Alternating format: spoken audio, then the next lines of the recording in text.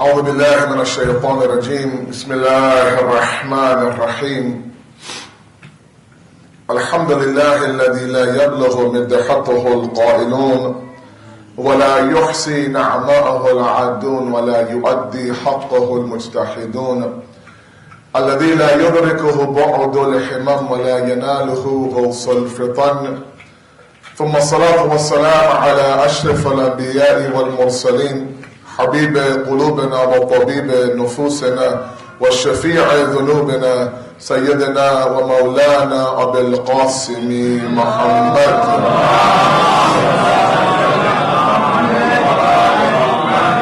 وعلى بيته الطيبين الطاهرين المعصومين المظلومين لا سيما بقية الله في الأرضين صاحب العصر والزمان خليفة الرحمن إمام الإنس والجان ولعن الله وعداهم أجمعين إلى يوم الدين أما بعد فقد قال الله وقوله الحق بسم الله الرحمن الرحيم الذين جاهدوا فينا لنهدينهم سبلنا وإن الله لمع المحسنين صلى الله على محمد.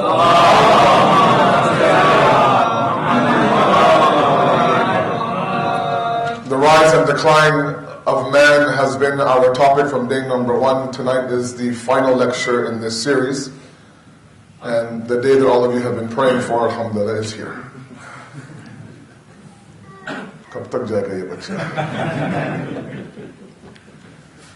We are thankful as servants of Allah subhanahu wa ta'ala for this opportunity. And I feel like people like me, maybe all of us collectively, we take these days for granted perhaps. And it's become a little bit robotic for us. We have to ensure that we don't feel like that. This is a grand opportunity for us to better ourselves, cleanse ourselves, elevate ourselves towards Allah, all in the name of Abu Abdullah al-Hussein. I am of course thankful to all of you, to Sana, to Bayt al-Qayem, to anybody and everybody who made this possible. I don't mention names on members, you know who you are, but of course there are some groups I'd like to mention with your permission. First of all, of course, the Sana trustees, the chairman, those of you who approved the idea of me coming here during these nights, thank you very much for allowing me to be, or to do the dhikr of Imam Hussein during these days. I'm thankful to my host, of course, who for the past 13 nights now, 12 nights hosted me. They say, Do din mehman, tisa din shaitan, they say, right? I don't know how 12 nights would be for them, but inshallah, I appreciate their hospitality, putting up with my demands, and may Allah bless them, inshallah, for them and for the taraqi and the tawfiq of their family, inshallah, wa sallallahu ala Muhammad wa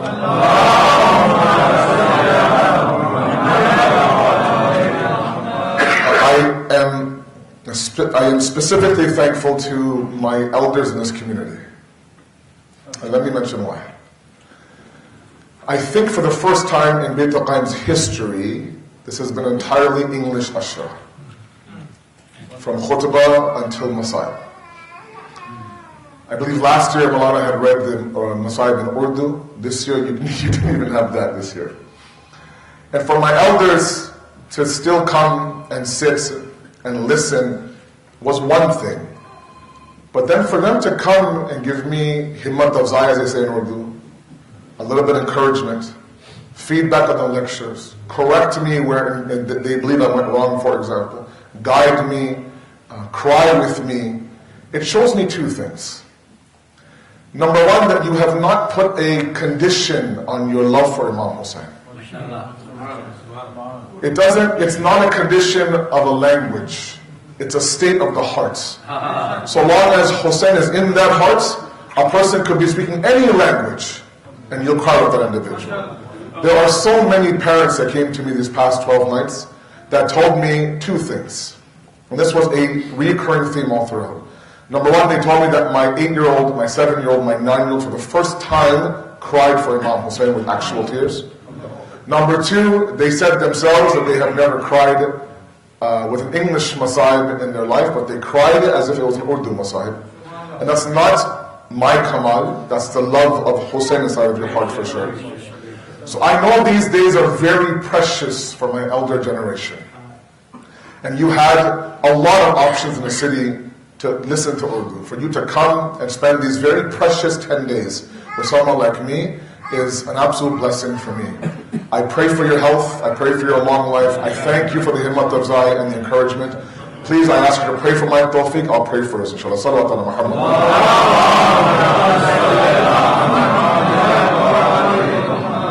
And finally, my youth, who are the heart and soul of me here at Beit al-Qayem. Every single day they came. I know many of them were writing exams. Some of them were, you would drive 45 minutes to an hour away. Coming is one thing, but with the intensity that you were listening to me, and I could, as a speaker up here, it's amazing how much we can see up here. Some things you don't want us to see.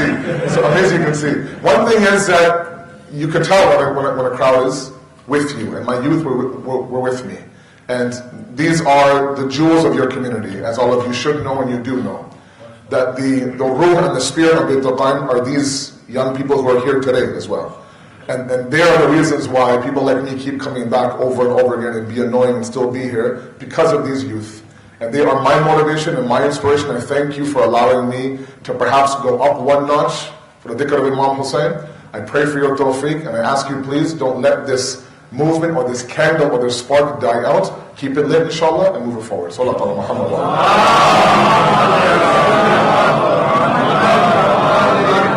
And finally, to my sisters and my mothers who are listening right now, I am encouraged always by your passion. The questions I have had, either in a public gathering or on WhatsApp or a phone call or an email, shows me the amount of thirst there is for knowledge. And they're coming, they believe, to the right source, and I applaud that thirst. These are the mothers of the community. They're the ones who, of course, will raise a generation of the mu'mineen. And so for them to have this vested interest in knowing the deen for me is also inspiring. I thank you for you being bold with me, upfront with me, asking, I know, questions that are difficult to ask, but you still ask nonetheless. And that, of course, for me is inspiring. So please, for all of you and your tawfiq, one now, salatu ala Muhammad.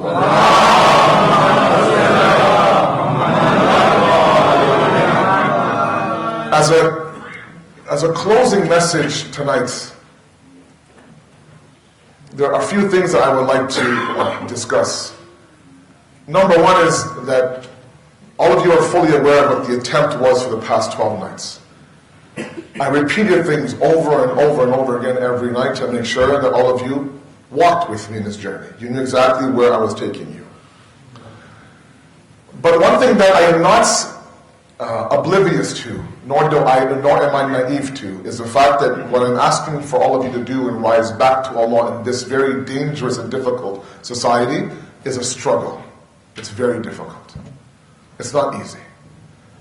And these 10 days, of course, they bring about a completely different faza and environment that cannot be repeated after today. And that's why the special 10 nights of Muharram, of course, are mentioned in the Quran and Hadith as well. So we're not going to be after the idea of trying to, repeat the spark of the day of Ashura. No, we build on that. We can't repeat it. Ashura is Ashura for a reason. However, it's important that we embrace the idea that if I wish to achieve what I wish to achieve, I cannot do it without really working hard. Having horrible days sometimes, and then having enlightening days sometimes, or awakenings, or moments of reflect. And so, briefly in today's opening lecture, at the beginning of that, I want to go through 3 levels of dua. From various times in history. There was one dua in the time of Rasulullah, one during Nabi Musa, and one in Surah Tahrim. Follow me for a moment, please. The crux of struggle. They say that during the time of the Holy Prophet sallallahu alaihi wasallam, when he had announced his prophethood and the momentum was building, the empire of course was building, and what some believed to be a radical movement that will fade away, now of course became something very real. In the later years in Mecca, of course, the reports tell us of a man who lived in Mecca, A man who knew the Holy Prophet before the age of 40, before he became the Holy Prophet. In fact, he was a man who used to assist the Holy Prophet. There were moments where the Prophet needed some things from him, and he would give them, either a night to stay at his place, or some tools, or whatever the case may be. He was very helpful towards the Holy Prophet. Now this man is witnessing that same Muhammad Amin now announce the prophethood, and he's watching his empire in front of his eyes built. Now a friend of that individual comes up to him and says to him, do you recognize this man who claims to be the prophet? He goes, yes, of course, it's Muhammad Amin. He goes, you were very helpful to him, were you not? Years and years ago? He goes, yes, I was. Whatever I could do to help him, I'd help him. He was a very fine man, honest man, truthful man. He says, he's running a very lucrative empire right now. If I were you, I would go and I would remind him of who you are. He says, okay. He goes to the Holy Prophet, says salam to the Holy Prophet, and says, do you remember me, Ya Rasulullah? He says, of course I do. You were instrumental in helping me in my time of need.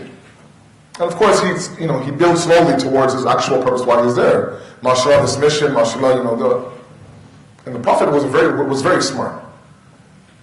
He says, you're looking for some sort of a compensation from me for all that you did.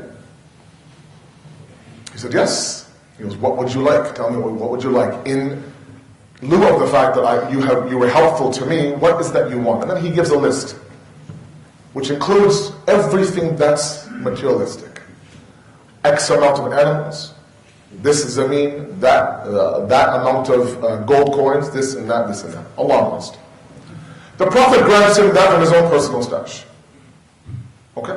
The companion then asks him what was this all about. He tells him, and then he says a statement, the Prophet of Allah does. He says, if only this individual asks from me what the old woman asked from Nabi Musa. Come to Nabi Musa's time. Keep in mind the level of du'as. This man asked for what? Acres of land, some gold, maybe a couple of camels. Nabi Musa is leading his qafla outside of the clutches of Fir'aun. They get to an area where they're lost. They're trying to escape Egypt and go towards Palestine. And he can't find his way, the history says. And now the seniors of the qafla stop and they have a meeting with Nabi Musa. And they come to the conclusion that they remember their ajdad, their forefathers used to say, when you're leaving this land, take the grave and the body of Nabi Yaqub with you. And so long as you do, the path will be very known to you. So now Nabi Musa is announcing to the entire qafla, anybody here know where Yaqub is buried? Nobody has any idea? An old, frail woman from the back comes to the front very, very slowly, says, I know where that grave is. Can you tell us it's the path of our salvation out of here? She says, yes, I can tell you, but there's going to be a price. All these old women, I tell you. He says, absolutely, what would you like? And look at the dua that she has. Number one, I want my youth back. Pretty himmat. Number two, my legs are not working properly. I want strength and power back in my legs. Number three, I want to be raised with you, Nabi Musa, on the Day of Judgment. This is quoted in Bahar by Imam Jafar Sadiq, alayhi salatu wasalam. Nabi Musa grants her the du'as. The grave is located, they make their way out. That's the second level. Come to Surah Tahrim. Surah Tahrim is the story of the wives of some of the prophets and the wives of Fir'aun. I mentioned briefly a couple nights ago about this verse, and I left it, it wasn't my topic, but tonight it is. The ayah says, وَضَرَبَ اللَّهُ مَثَلًا لِلَّذِينَ آمَنُوا امْرَأَتَ فِرْعَوْنَ. That Allah has now given you, or presented in front of you, a parable, a method, an example. For who? Salat ala Muhammad wa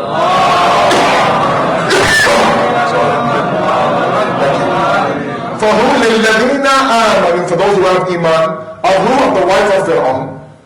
إِذْ قَالَتْ يَا رَبِّي ابْنِي عِنْدَكَ بَيْتًا فِي الْجَنَّةِ. That, oh Allah, build for me, who's asking this? Asiya. Build for me a house in Jannat, indaka, beside you, Allah. Free me from Fir'aun and his amal, and free me from those who are the qawm al-zalimin, the ending of the verse. Okay? Now you have this one dua of what? Follow me guys. Of what? Trees and animals and acres of land.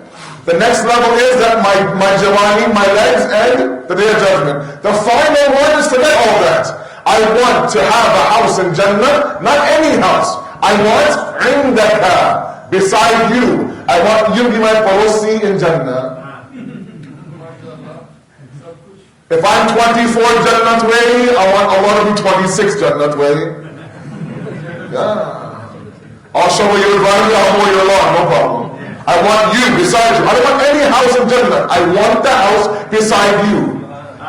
And the fact that Allah uses this as an example, as a verse of the Quran in Surah Tahrim, means what? That He granted her that dua. We have absolute belief. There's no way Allah in His wisdom would say this is a great example, and oh by the way, we didn't grant her duas. It's a conflict. So this was given to Bibi Asiya.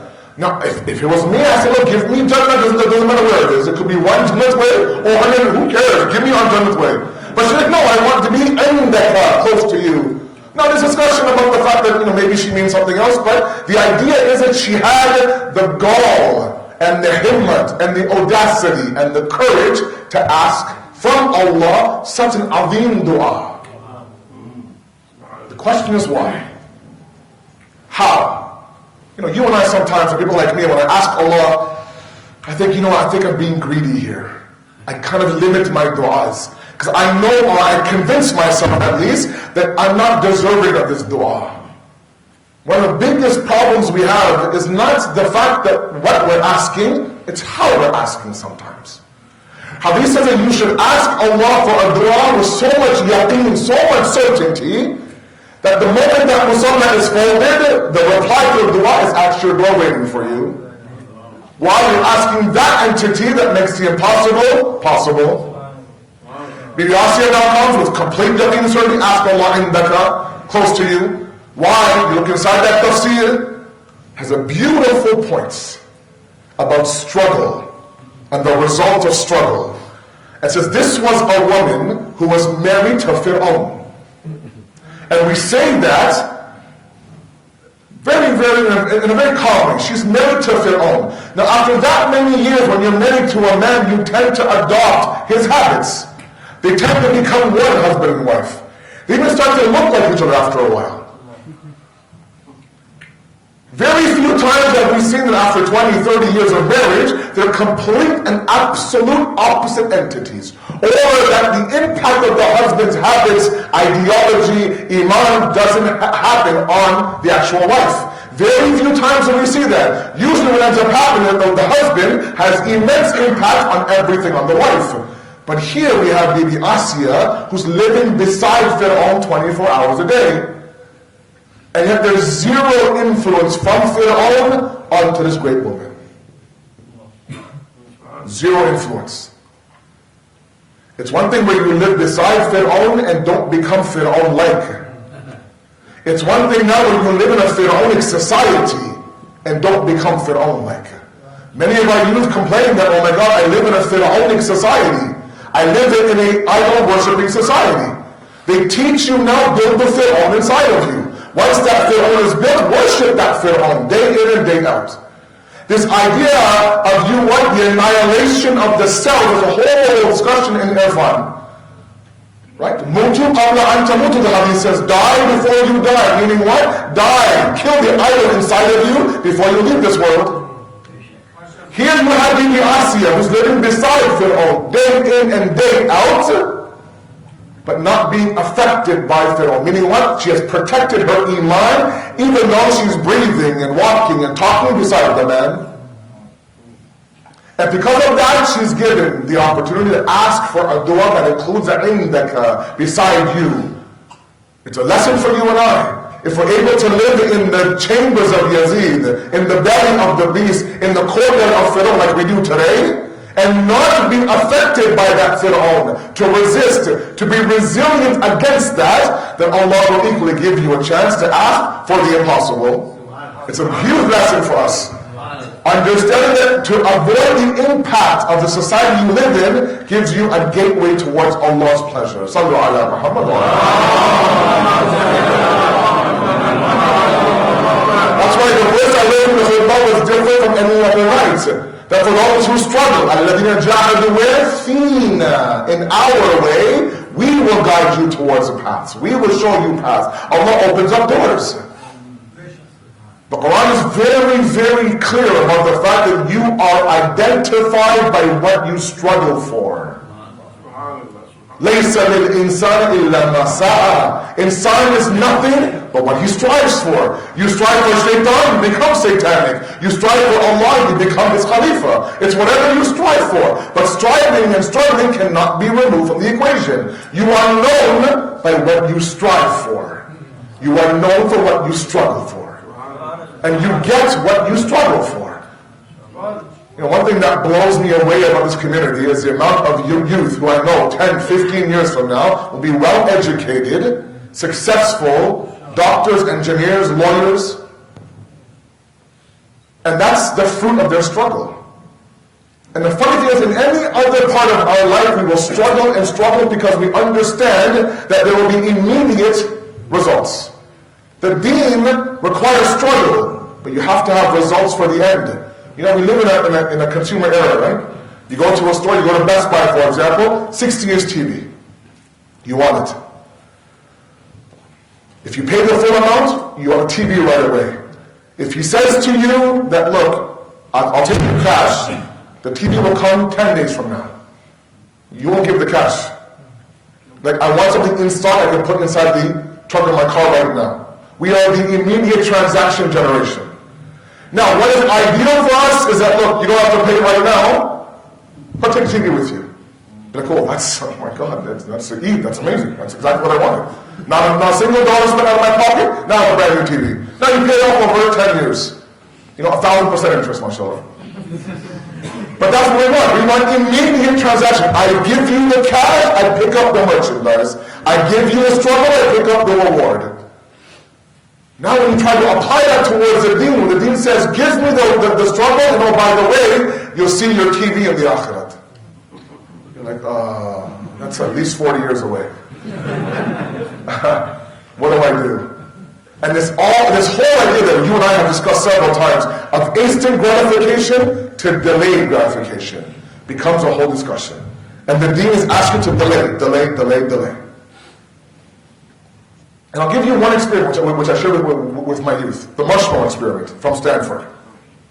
Have you all heard this before? Inshallah.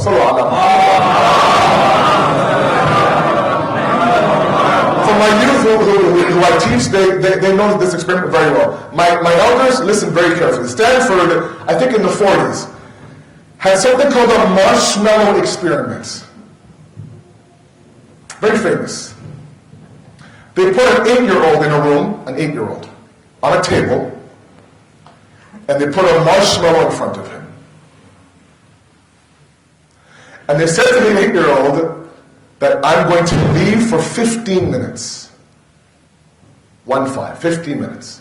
If I come back and the marshmallow is still there, I'll give you 2 marshmallows. Yes. I'll give you 2 marshmallows. But if the marshmallow is gone, it's gone. That was your marshmallow. And they have this on YouTube, they have this, video, and it is the most funniest thing I've ever seen to watch these 8-year-olds get through this 15 minutes.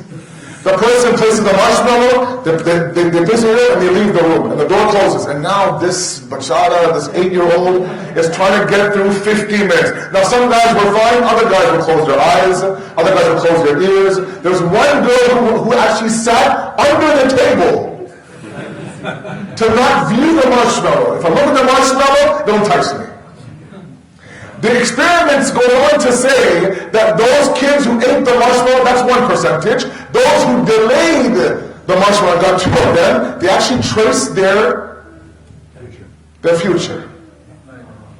And now they've seen, and I'm not saying it's 100% accurate, But it's at least food for thought here. They've seen that those individuals that delayed the gratification got 2 marshmallows. They had better SAT scores, higher paying jobs, better family life. Overall, a person who was more tolerant, understanding, and a better life in general. On the flip side, it was quite the opposite for those who were quick to grab 15 minutes, 15 seconds, and that was down, khalas. And those individuals were like, there's a revolving door. They'll get married and get divorced, get married and get divorced. They'll hold a job, get fired, hold a job, quit. There's many of us like that in this community. Whenever you see me, it's a brand new job. Whenever you see me, it's a brand new wife. What's happening here? Why? His life is a revolving door. And those who want to also go for the circle, the right. Why? He just can't stay in one spot. And these are people who are looking for something that's instant, that's not fulfilling their needs. Because they don't want to go down the path of struggle. And Quran says that you are nothing but what you strive for. I'll say it more and more again. So embrace this struggle. 12 nights of lectures means that now for us to move beyond the right of Ashura requires you to work, sweat, sacrifice, maybe a little bit less sleep, maybe a little bit of less food, maybe a little bit of less entertainment. But the Akhirat has a TV waiting for you, inshallah. Sallu ala Muhammad.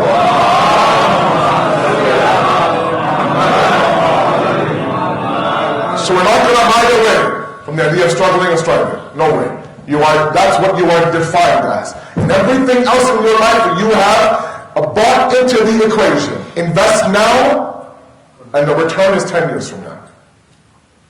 Whether it's school, or whether it's your children, whatever the case may be. But for the deen, for some reason, that investment hasn't quite settled in yet. We don't understand the idea of investing in the akhirat. Because we are very, very consumer-driven. Now, part of the problem in our striving is the state of our hearts. I don't have much time, it's a whole ashur by itself. The qalb, the heart, is by itself. The dua that I recite in my qunut, and I do it on purpose, every single salat, is a dua from Surah Al-Imran. And I'd like to spend a little bit on this surah, and then talk a little bit about the idea that we need to really focus on the heart to make our way back up to the rise of Allah subhanahu wa ta'ala. Sallu ala Muhammad wa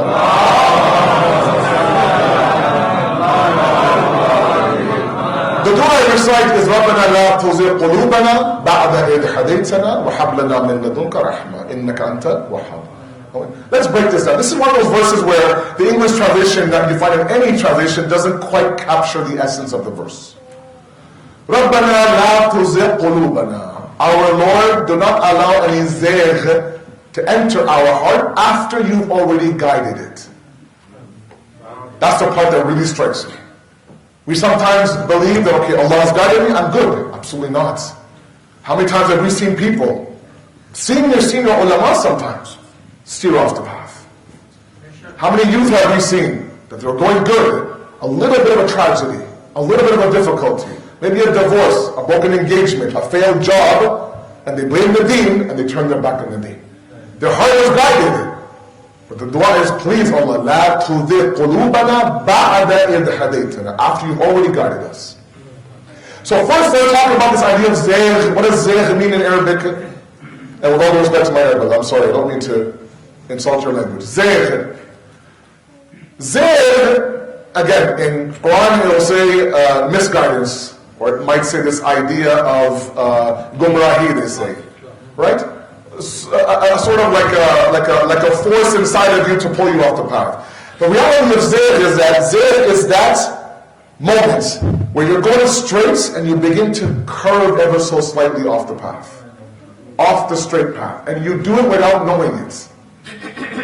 You do it without knowing it. So the example sometimes they give is that of swerving sometimes. If you're driving and you're falling asleep and the car begins to swerve by itself and you have no idea, then you wake up and you go back. That swerving is called zayg. What's used sometimes in the Kitab al-Lughat, in the books, dictionaries of Arabic grammar, is that they use it for grave diggers. Grave diggers are asked to dig a rectangular grave. And sometimes, they're digging, and the grave becomes like this almost. So it becomes curved. One side's like a C almost, and one side's straight. That C is called zayg. Okay? رَبَّنَا لَا تُزِغْ قُلُوبَنَا بَعْدَ إِذْ هَدَيْتَنَا. We're going straight. That slight curve, I want you to save me from that. Following is more. It's a beautiful, beautiful dua. Beautiful dua. وَحَبْ لَنَا Habara means, or hiba means gift. A beautiful gift. That's beautiful? Okay. Min ladunka rahma. Ladun is beautiful. Beautiful word to understand. Ladun is that meaning, that means a special, almost a secretive form of mercy of Allah. I'll give you an example. If you ask me for a pen, and I give you a pen out of my pocket, I can say, Hada min indi, for example. This is from me. Inda is used from me. Why? It's nothing special. But if you ask me for something that's really stored away in a special treasure, with a box within a box within a box, that really means the world to me, and you want me to give that to you, I wouldn't say indi, I would say ladunni. I'm giving you this out of something that's very, very special to me, not for everybody, for somebody khas. Okay? And so this dua now is saying what? I'll give you a little bit of the grammar and then the overall mafhum of the verse.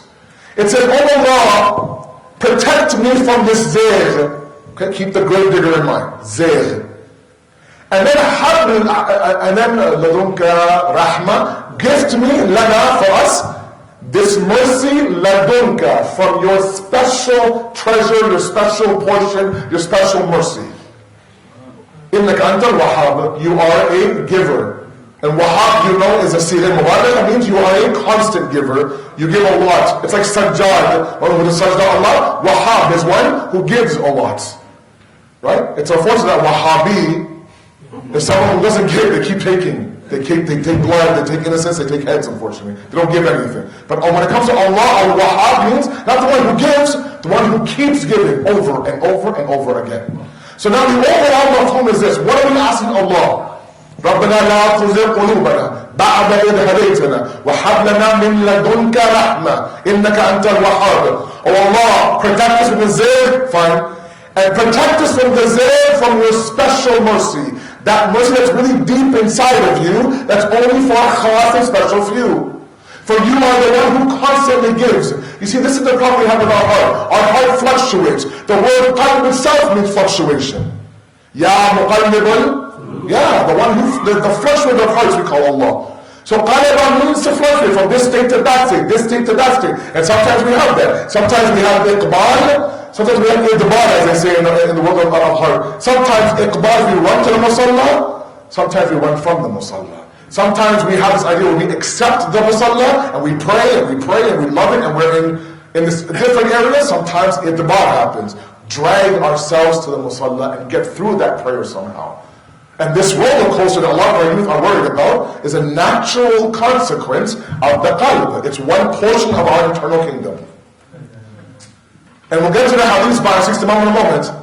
But what ends up happening is that there are moments where that qalb is lit up. There are moments where it dies out. Lit up, dies out. Lit up, dies out. And the biggest question my youth have is, Asad, please tell me, when it's lit up, I feel like I can see everything. How do I keep it lit up? The first 10 days, I could feel the lighting of the hearts. I would sit with them, I would talk with them, I would have online sessions with them, and you can sense there's nur coming out of them. There are all-time lights. The month of Ramadan, the lights of Qadr, we want to maintain that light somehow. But somehow we end up going down. And this roller coaster of believing and deceiving and deceiving and believing up and down is a reality. This dua is asking Allah, look, I'm tired of that. I'm tired of being high then low, high then low. I come back from Hajj, I have all these great plans. Wallahi. Within 2 weeks, everything's back to normal. I go to Delran, I come back, it changed my life. I said, why did you come back? Within 2 weeks, the exact same thing. What happened? Why can't I maintain that height? And this dua is that dua that says, look, Allah, I need you to help me get rid of this curve inside of my heart, but I need you to gift me, not from any mercy. I'm asking you now that somewhere inside of you is a special box that has special mercy in it. Open that and give that to me. Maybe from that mercy I can avoid the deceive and believe, and maintain that heart level. It's a beautiful dua. Why? Because you are Wahhab. You constantly give. The more I ask, the more you give me. Sallu ala Muhammad.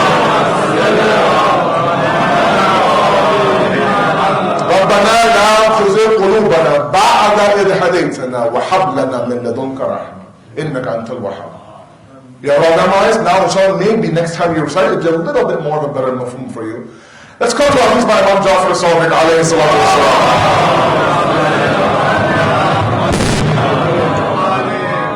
He said, Inna quluban arba'. There are 4 types of hearts. And the reason why I haven't steered off my topic, we established a few nights ago together, we did, that this whole process is impossible without the heart. You have information until the heart accepts it, it'll go away.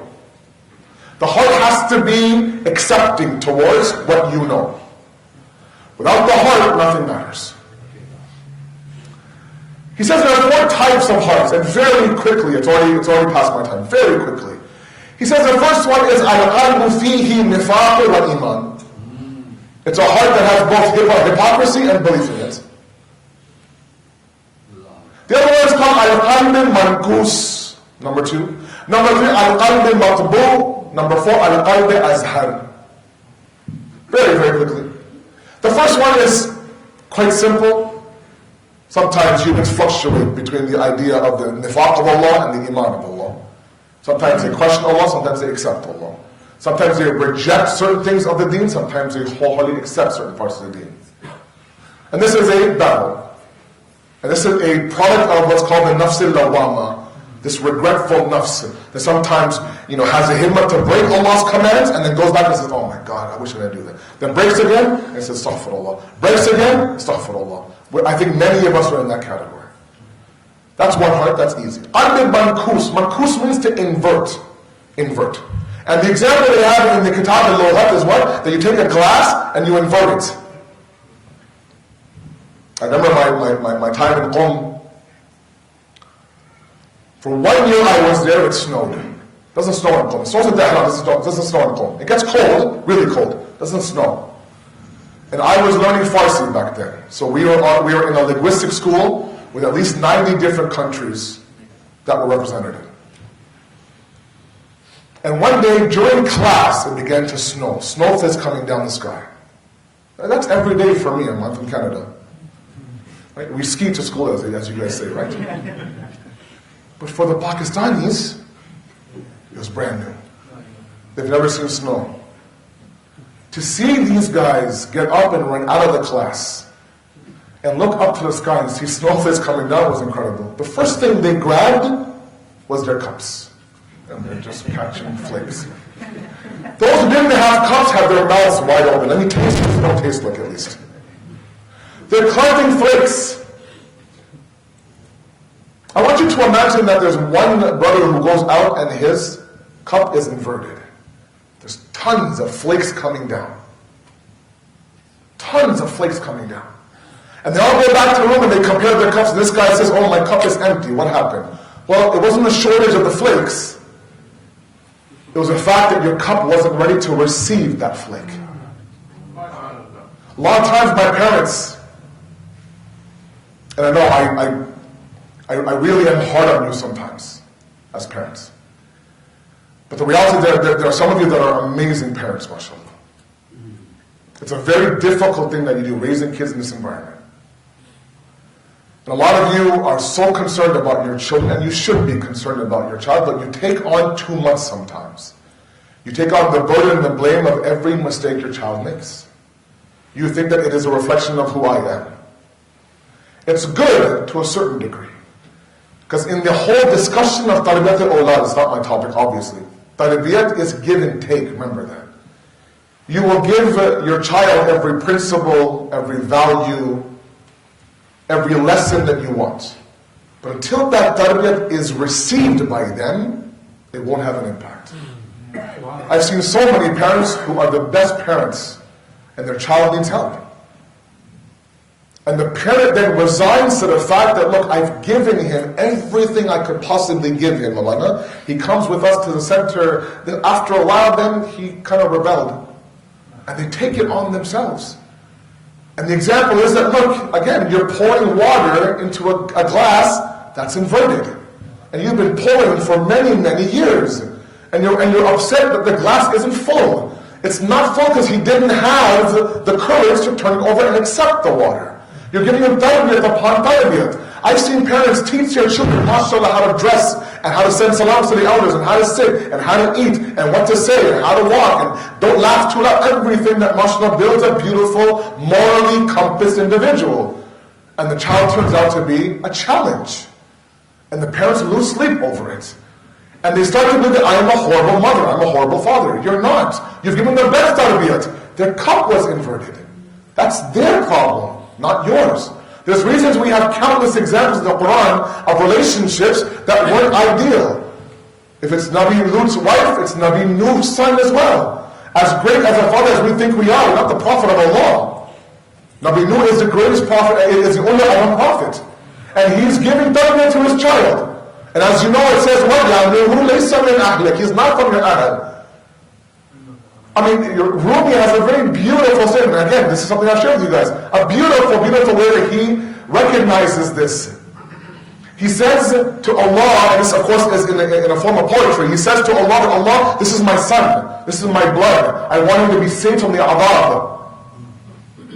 And when Nabi Nuh goes to search for his son as the flood is increasing, he finds him on the top of a mountain. He says to his son that, look, this adab will not save or protect anybody. It'll devour anybody in its path. Come down off the mountain and come with me on the kashti and go towards salvation. And Rumi says that the son says one statement to the father. Says, Father, it's okay. I know how to swim. And he ends off the poem with a beautiful question for us to ponder. If only the son of Nabi Nuh didn't know how to swim. I mean, the knowledge of swimming had what blinded him from the fact that it's not your fault, this is the Prophet of Allah asking you. And that tarbiyah, you would think that Nabi Nuh, that's your son. I mean, come on, you should be ashamed of yourself. But no, he's the Prophet of Allah. Why? Because his cup was inverted. Tarbiyah was coming down, snuff is coming down, wind coming down, it's getting nowhere. It's bouncing off the top and going out. It's not sinking inside. وَلَهُمْ قُلُوبًا لَا يَفْقَهُونَ بِهَا. That I can remember that those people that Allah says, I used you to build the hellfire, were people who had hearts, but nothing sunk in deeply. Why? Because their glass was inverted. The second type of heart, Imam Sadiq, al-qalb mankus, it's the inverted heart, where there's hidayat upon hidayat, warning upon warning. But it's bouncing off the top and going somewhere else. It's not sinking deep inside of that heart.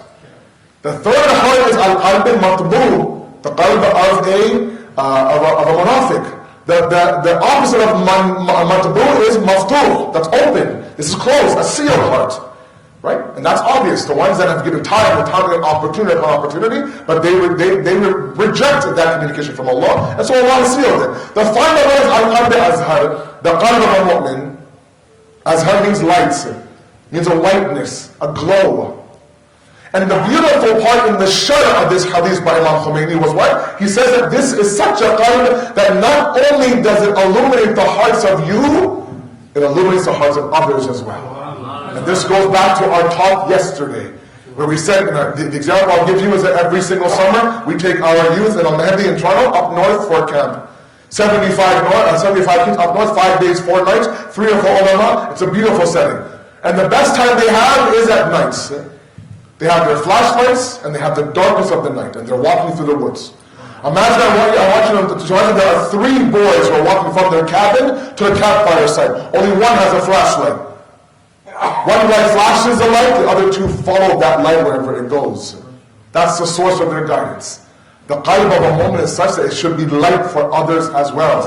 At the same time, where now you have the flashlight, not only guiding yourself towards the journey, but others as well. Sallu ala Muhammad. Now, since I'm here, let me say the brackets and then Masad, I promise. Is this, that a lot of you will ask, how will I know that I have the qalb azhar? How do I know? How can I possibly say, I have a, mashallah, beautiful glowing heart, let's go save the world? Oh, that's a whole different disease altogether. It's a beautiful question, and I wish I had more time. But very, very briefly, my teacher gave me a beautiful example once, and I'll share it with you. He talks about the rotation of the earth and the rotation of the sun. Remember this example? Yeah. The rotation of the earth has 2 rotations. Follow very, very carefully. The earth rotates on its own axis. In the halat of rotation, it rotates around the sun as well. 2 rotations. How many? How many? You're with me, inshallah. On its own rotation, in the state of rotation, it rotates around others as well. He says, we are no different. We have this rotation of our own akhlaq. We're constantly building our akhlaq. In that state, we also do it for others as well. Part of the process of cleansing ourselves is to cleanse others. Part of the fact of speaking up here is we're speaking to ourselves as well, hopefully, inshallah. It's never a case where, okay, you know what, I'm perfect, let's go make others perfect as well. No, that means you need the most help at that moment. You really do. You really do. At that moment now, it is a communal, collective effort. Qalb Azhar is the idea that you are the potential, you have the potential to be what? An illuminating heart for others, such that you now feed off their lights, and they feed off your light as well. Sallallahu Muhammad wa That's why in the Quran, where you have nur, you have zulumat. Where you have zulumat, you have nur. You don't have anwar and zulumat. They're here. They can... Tell me if I'm wrong. Nur is singular, mufrad. Zulumat is plural, of darkness. One is light, one is darkness. Or darknesses, for lack of a better word. It should say min al-anwar ila zulumat. From the lights to the darknesses. No, it doesn't say. It says from one light to multiple forms of darkness. Or from multiple forms of darkness to one light. Meaning what? Only one light is needed to escape the darkness. I'll give you an example. Shut off all these lights. Not right now. This is an example. Don't do it. And I have a lighter. Right? I get one from Hashim by a lighter. And I'm flicking. And now it lights. The flame is this big. It's a cheap lighter. These are parting shots. I'm leaving tomorrow. These are small flame. Every single person who's sitting in darkness, you will all be magnetically pulled towards the one flame. We're no different. This heart of ours, amongst the darkness of the soul, and sometimes the darkness of outside of us, acts as that one flame in that darkness. And also Allah says, Wallahi, that's enough. It's the one nur you need. You look at the fact of our Holy Prophet's mission, sallallahu alayhi wa sallam.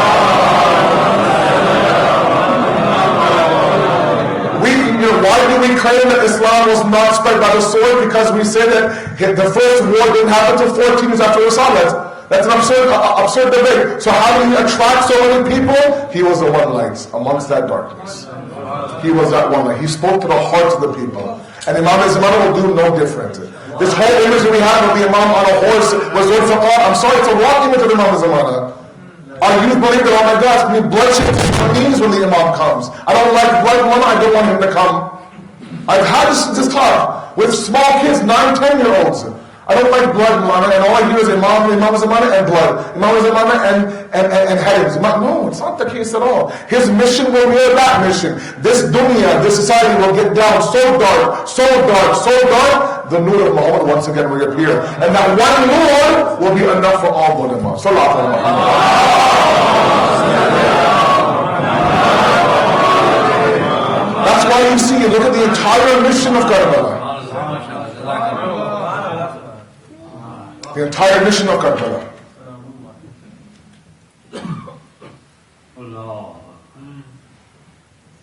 And Bibi Zainab took this light of Hussein and carried it forward.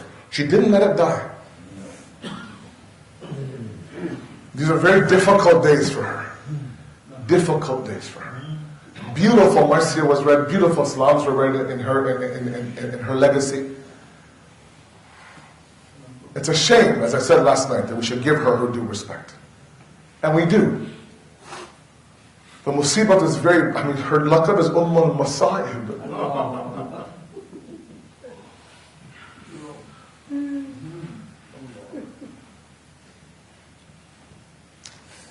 The enemies of Ali Muhammad now are beginning to prepare this qafla of the Bani Hashim to go towards Kufa and Sham. Sometimes we hear about the chains and the armor of Imam Sajjad. I don't know how many of you have ever read, or my youth have ever read descriptions of what was around his neck. Back in Arabia, back there, they had 2 levels of torture. The first level that they had this iron collar around to label him as a slave, a criminal, a prisoner. And they would put it around the neck, they would lock it, they would keep the key. On one side of it would be smooth, on one side of it would be spiked. That's not what they used for Imam Sajjad. Our books tell us that they used a collar that was spiked the entire way around his neck. And the way they put it on Imam Sajjad was not around the neck. They put it from the head down to the neck. Imam Muhammad Baqir says, when I gave ghusl to my father after 34 years, the marks from the collar were still shown on the neck.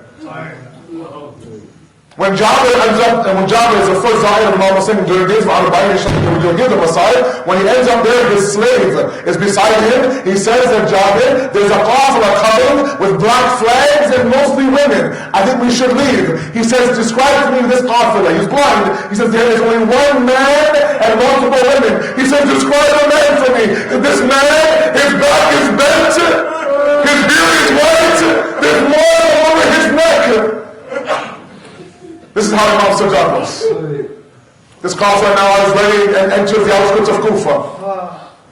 It is the night, it's after Maghrib, they arrive in Kufa. Look at the dhulm against Ali Muhammad. Whenever Bibi Zainab returned from a trip and entered Kufa, Imam Hassan would call Imam Ali and say, hey Maulana, we are outside the outskirts of Kufa. If it was during the night, during the day, he would say, Hassan, wait for the night. I don't want my Zainab to enter Kufa in the bright daylight. The sun will set, Imam Hassan would bring Zainab inside Kufa. But here it's the opposite. Umar bin Sa'd is calling Ubaydullah, we are here, outside the outskirts of Kufa. It's at night. He says, no, I want Zainab and the Qafa to enter Kufa in the brightest of the days. Wait till the night passes, and then enter Kufa during the day. This qafla enters the bazaar of Sham. Those who have been there, the bazaar is still there. As they enter, somebody begins to throw rocks at this qafla. People threw water at that qafla. People threw garbage at this qafla. People threw insults at them. And there's one story that's reported of Habiba. Habiba served Bibi Zainab in Medina. She was there in Sham during this time. Her worker says to her that I think she'll come out to the balcony and see what's happening. There's a whole tamasha happening now. There's a parade of some criminals who are coming now in Sham. And she says, no, I have no interest in watching this tamasha happen. And then she began to hear the sound of ala atash, ala atash. She grabs the water, she goes down. She goes to Bibi Zainab and says, your 4-year-old Sakina is thirsty. This is water for her. But ask her that before she drinks water, I have some hajat. I've heard that those who are orphans, their hajat is answered quicker. Can you ask her, please? I have some hajat. Zainab says, Sakina, here's some water. Before the water, though, answer their hajat. Bibi Sakina puts the water down. Her small Muslim hands go up to the sky. She says, you say the hajat, I'll say Ameen. She said, hey, my first hajat is this. I have children. I have daughters. Please ask Allah to not make them yatim like Allah has made you yatim. I don't know how Sakina made that dua. Hey Allah, do not make them yatim like you made me yatim. What's your second hajat? My second hajat is to go back to Medina. I wish to do the ziyarah of Medina. Bibi Zainab, here's Medina. She says, you're from Medina? She says, of course I am. Who do you know in Medina? The entire Bani Hashim. After hearing this, she says, where were you? She said, I used to serve in the house of Zainab bin Ali. Bibi Zainab says that if you saw Zainab today, would you recognize